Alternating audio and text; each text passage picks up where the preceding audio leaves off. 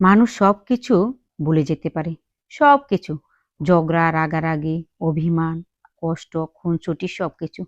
কিন্তু মানুষ যেটা বলতে পারে না, সেটা হলো নিজের ব্যাপারে প্রিয় মানুষের মুখ থেকে শোনা কটূক্তি। মানুষের বুকের ভেতরে একটা অদৃশ্য ট্যাপ রেকর্ডারের মতো সেটা বাজতে থাকে। বুকের ভিতর আটকে থাকে সেই অপমান। গলার মধ্যে মাছের কাঁটার মতো বেঁধে থাকে সেই অপমান, সেই কটূক্তি। না ঢেলা যায়, না ফেলা যায়। একটা সময়ের পর আমরা সবকিছু ভুলে যাই। সব আঘাত মুছে যায়। একটা সময়ের পর আমরা হাসতে শুরু করি। দিব্যি ভালো থাকতে শুরু করি। কিন্তু কোনো এক ঘুম না আসা রাতের অদৃশ্য সেই স্বপ্নগুলোর কাছে আমরা পায়চারি করতে, করতে পৌঁছে যাই। যেখানে রয়েছে সেই কটূক্তিগুলো। কি ভীষণ কষ্ট, কি ভীষণ যন্ত্রণা। এই একই রকম যন্ত্রণা আবার ফিরে, ফিরে আসে। একটা সময় বুঝতে পারি, আমরা মানুষদের ক্ষমা করতে পারি।